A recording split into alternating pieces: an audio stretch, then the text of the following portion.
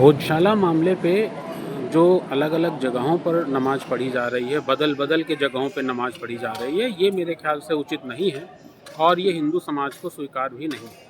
एक स्थायी जगह जब भोजशाला में नमाज़ पढ़ने का जब इन्होंने जो एक काम शुरू किया था, तो उसके बदले 1942 में जो जगह रहमत मस्जिद के नाम पर दी गई थी इनको ऑलरेडी भोजशाला के बदले में, तो वो जगह नमाज़ पढ़ने के लिए उचित है, पर्याप्त है।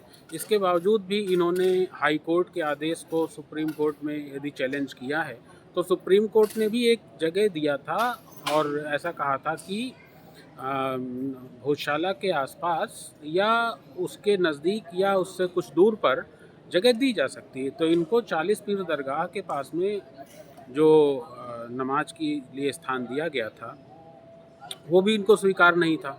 इसके बाद फिर ये लोग सुप्रीम कोर्ट गए। फिर सुप्रीम कोर्ट गए तो सुप्रीम कोर्ट ने साफ साफ कहा कि खसरा संख्या जो 596 है, वहाँ पर नमाज पढ़ी जा सकती है।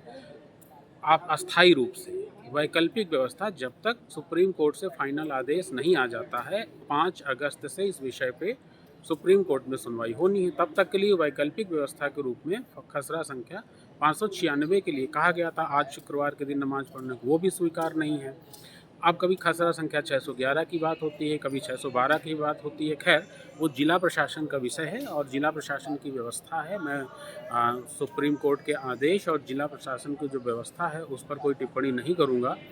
परंतु मेरा एक पिटिशनर होने के नाते और हिंदू होने के नाते मैं ये बात जानता हूँ कि जगह जगह पे बदल बदल कर कभी आज नमाज यहाँ पढ़ी जा रही, कभी वहाँ पढ़ी जा रही दूसरे दिन, ये उचित नहीं है। और हर जगह को नमाज स्थल बना देना ये हिंदू समाज को भी कहीं स्वीकार नहीं है। ये लैंड जिहाद का एक तरीका हो सकता है और भविष्य में भी इसके दुष्परिणाम हमको देखने को मिल सकते हैं।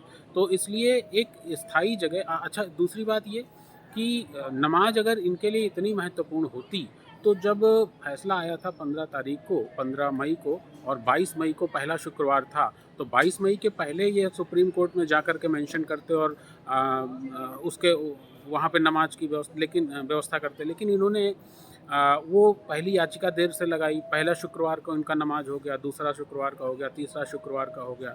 सुप्रीम कोर्ट का 14 जुलाई की जो सुनवाई हुई उसका आदेश आया, उसके बाद भी 2 शुक्रवार के का नमाज नहीं हुआ।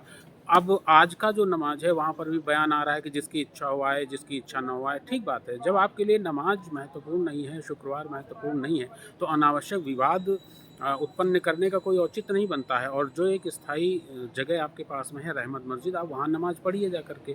फिर भी सुप्रीम कोर्ट का यदि आदेश है और खसरा संख्या 596 दिया गया था और वैकल्पिक व्यवस्था के रूप में मुझे ऐसा लगता है कि जो सहमति खसरा संख्या 612 में नमाज पढ़ने की मिल रही है, तो देखते हैं अब आगे क्या होता है।